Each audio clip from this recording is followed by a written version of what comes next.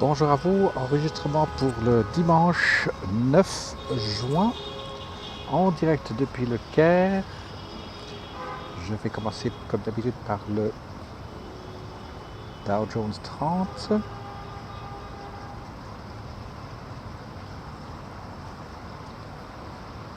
Voilà, donc une excellente semaine avec que des bougies à la hausse. Il y a eu le Doji ici le lundi 3, mardi, mercredi, jeudi et vendredi.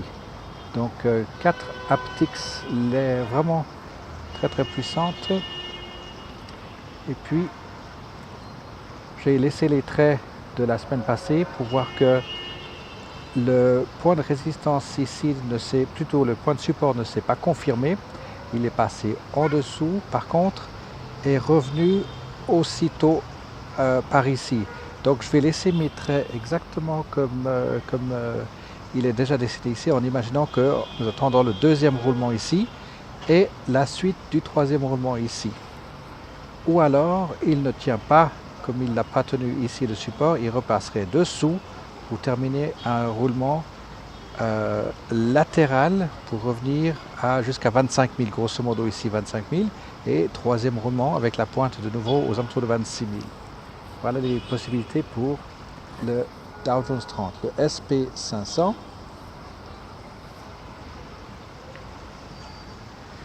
S'il veut bien mettre... Voilà. Alors, petite différence avec le SP 500, c'est que ce lundi 3 n'a pas été un doji, plutôt une journée rouge, mais vous voyez effectivement que vous avez 4 aptiques. Et puis la même chose, sauf ici avec la ligne verticale.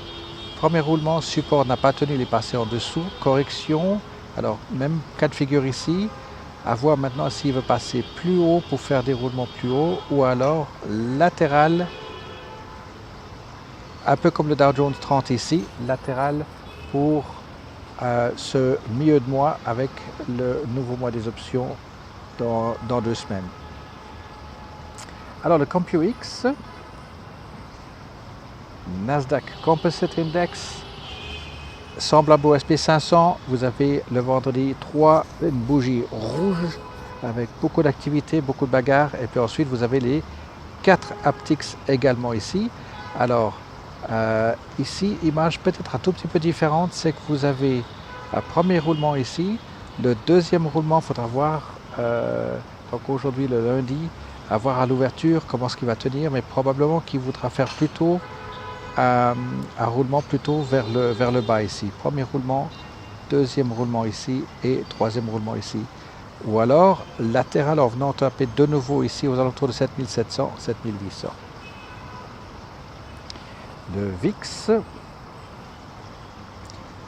Chicago Board of Options. Alors nous le voyons effectivement depuis environ ici, le 4 avril, on le voit se situer sur sa route entre ces fameuses grosso modo 13 et 21 dollars.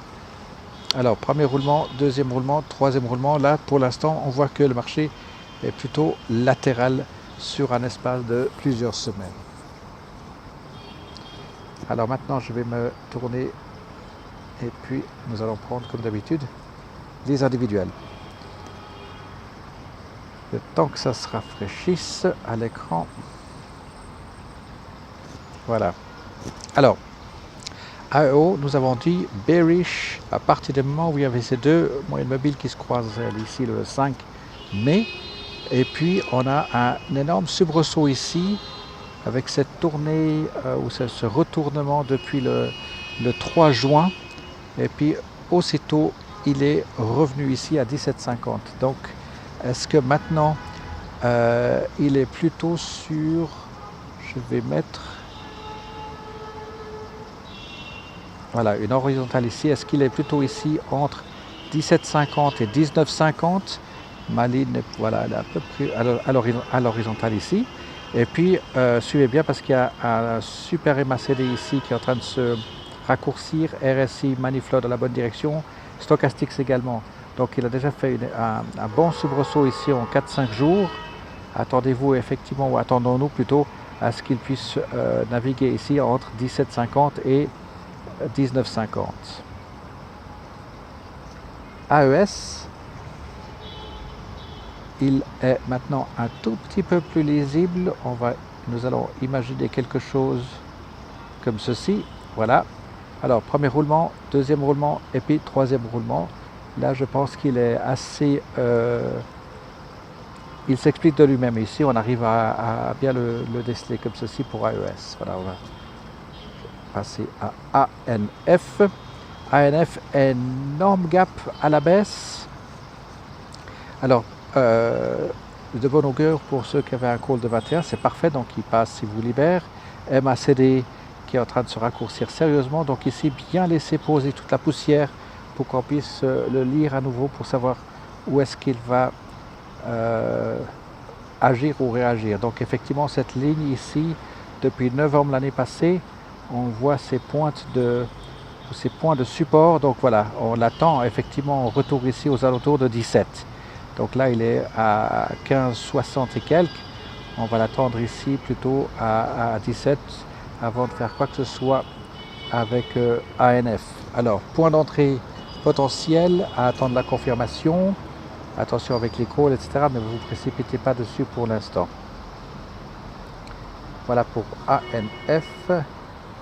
Asina. Alors Asina, si je tire une ligne depuis ici, donc il est en train de nous marquer à 1,02. Un support solide, la moyenne mobile qui descend plutôt qui est en train de descendre toujours ici. On l'attend toujours avec cette ligne, je la laisse ici, puisque c'est le haut du gap, grosso modo.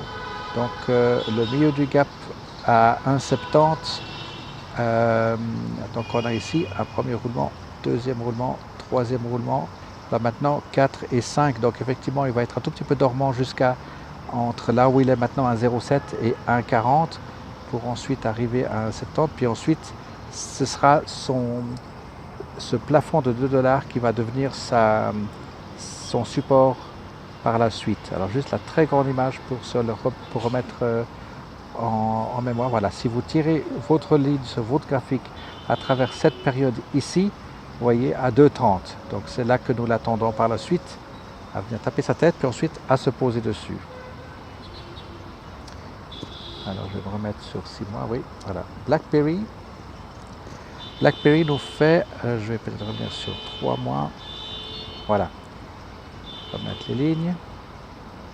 Alors BlackBerry croisement bearish à partir du 7 mai grosso modo. La moyenne mobile de 100 effectivement qui passe par-dessus.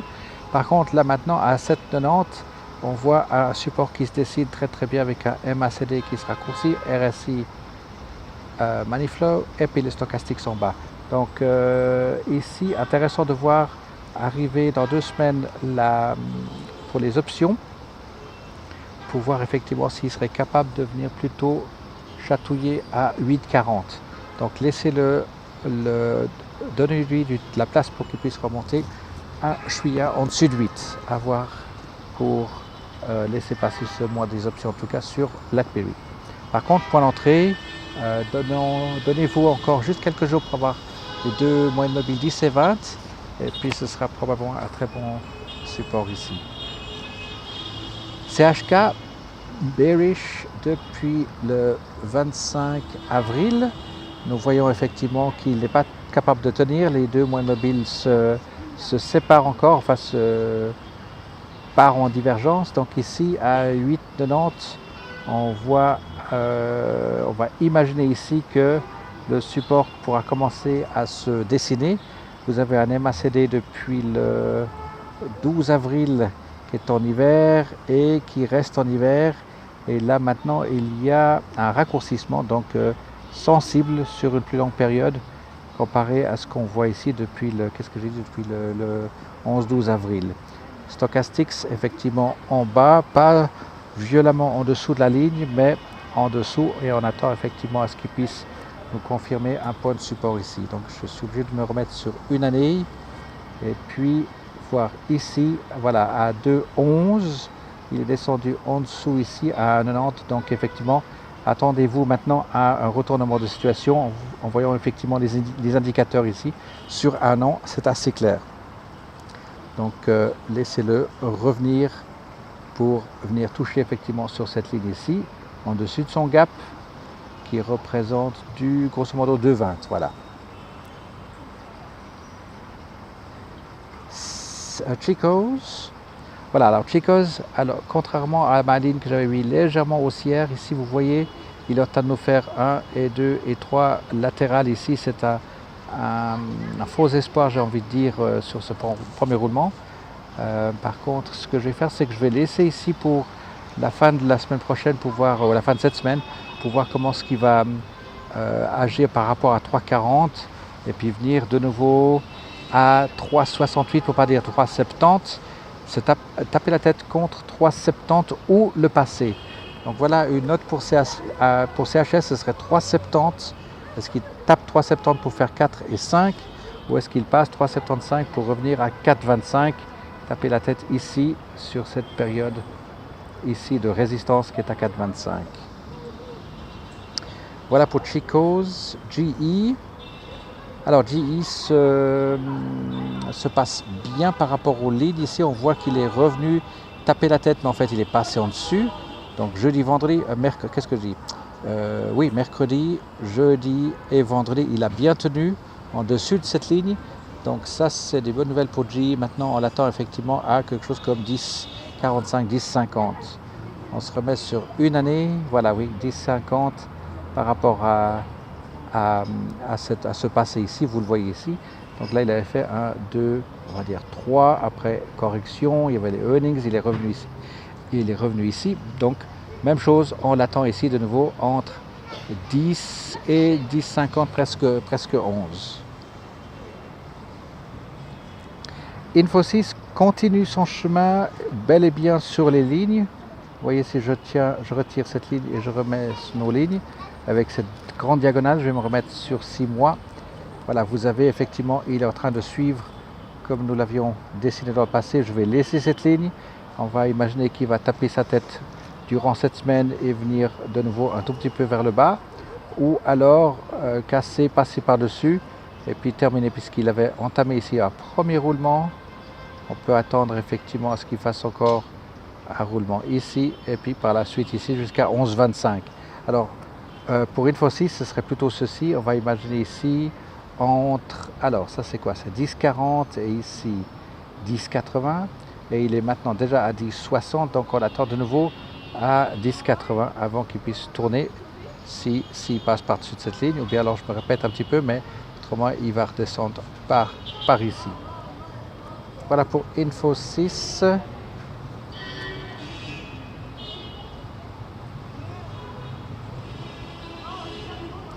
Qu'est-ce que nous avons encore? Starbucks. Alors, je laisse le graphique parler pour lui-même puisqu'il est,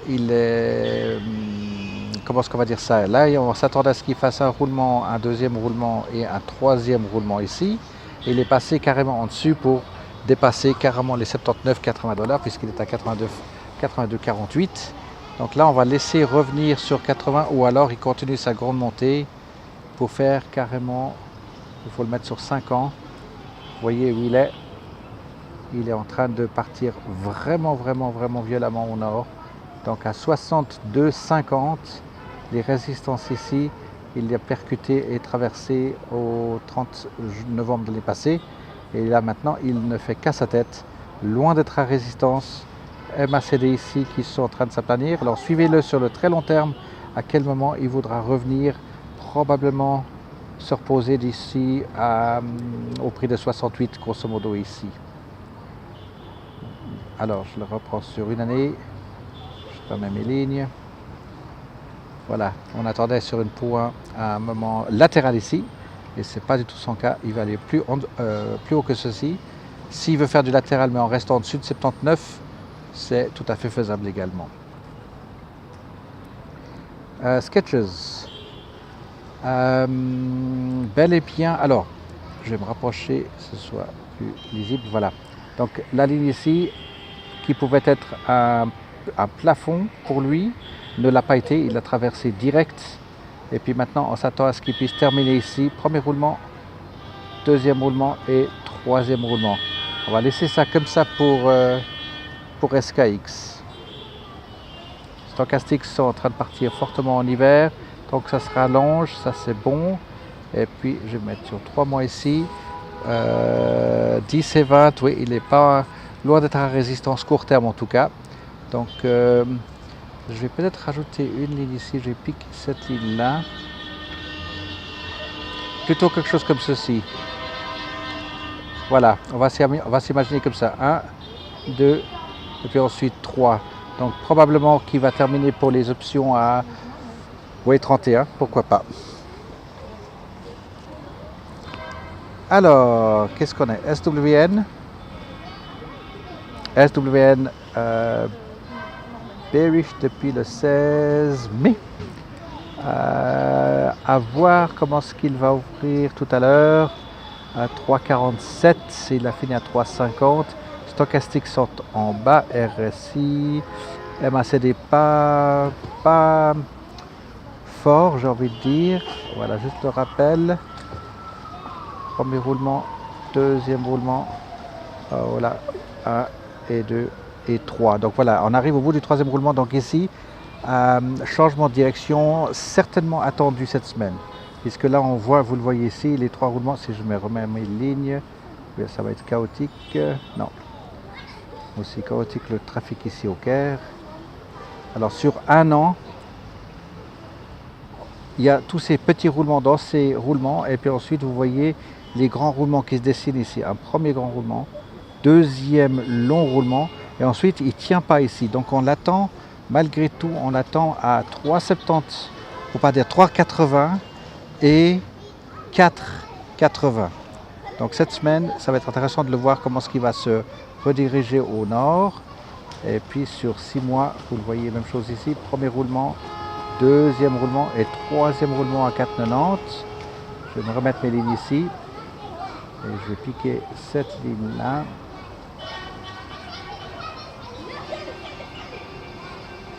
Et je vais enlever celle-ci. Et je vais piquer celle-là. On dirait que ça tricote. Oups, ça.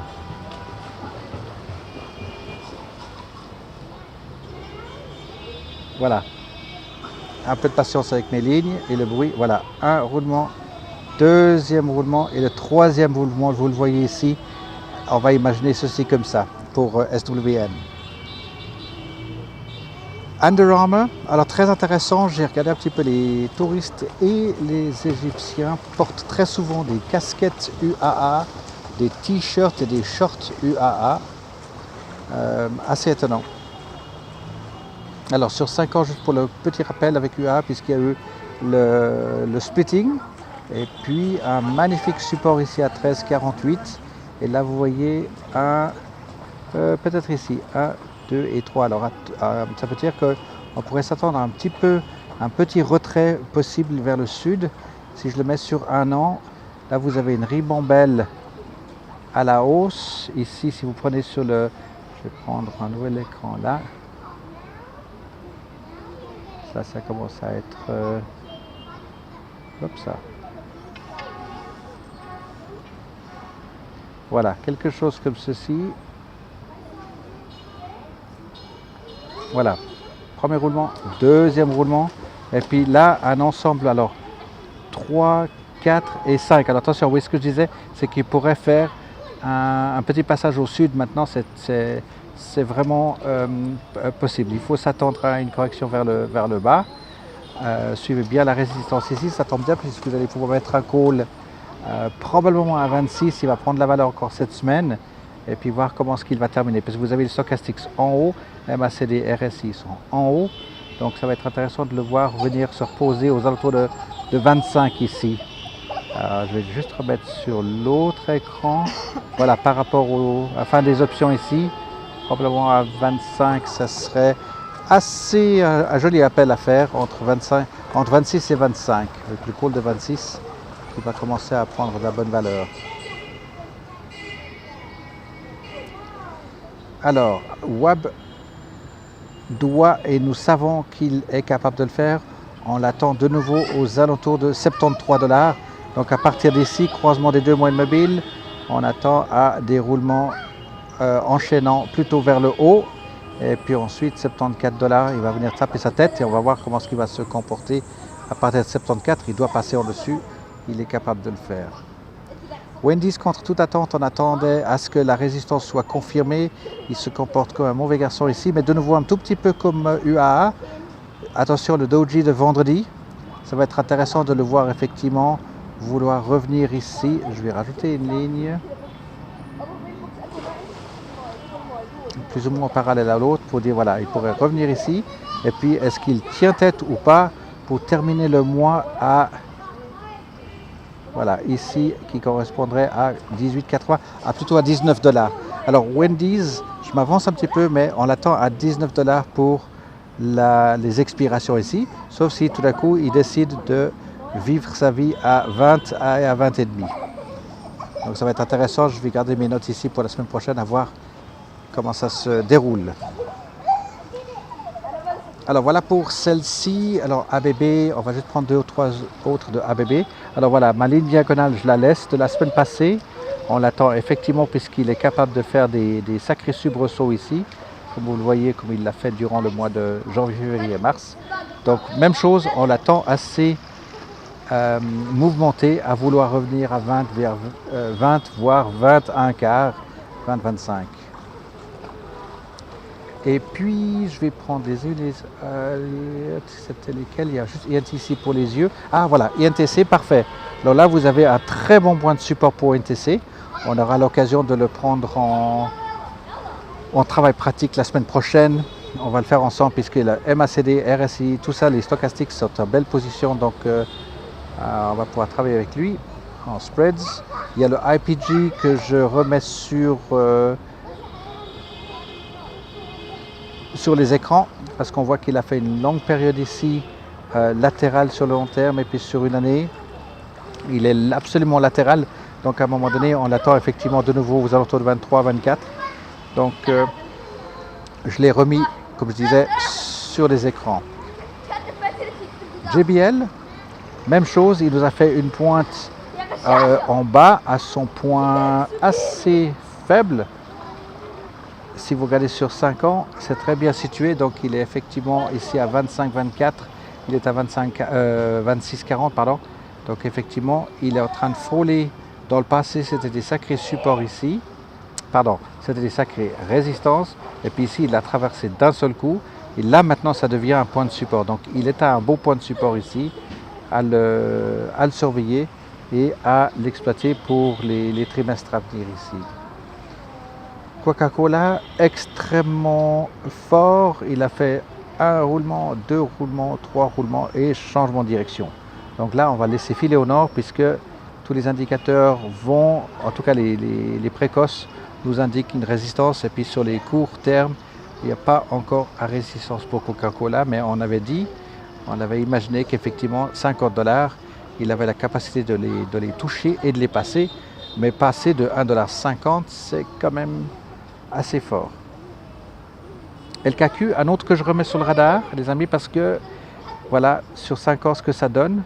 Il a fait cette grosse dégringolade de 42 à 30 et là, maintenant, à juste suivre, peut-être pas pour ce mois, mais le mois prochain, à regarder, c'est très probablement un candidat à remettre sur votre planche à pas, prêt à le négocier, celui-ci. Je remets mes lignes. Il y a attendez voir, les lignes. Je n'ai pas de ligne pour celui-ci. Outcome. Ah oui, c'était.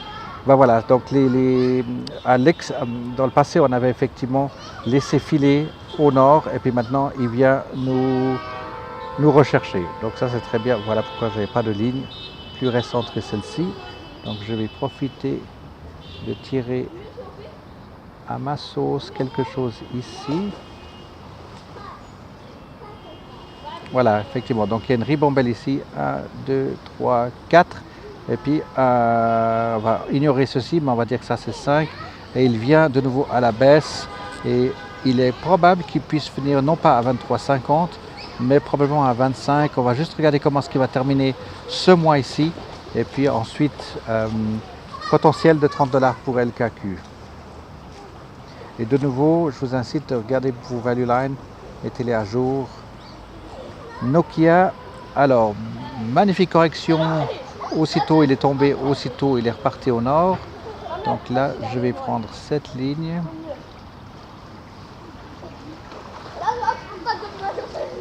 Voilà, un roulement, deuxième roulement et troisième roulement ici. Éventuellement légèrement à la baisse. On va regarder cette semaine s'il va dépasser les 83,50.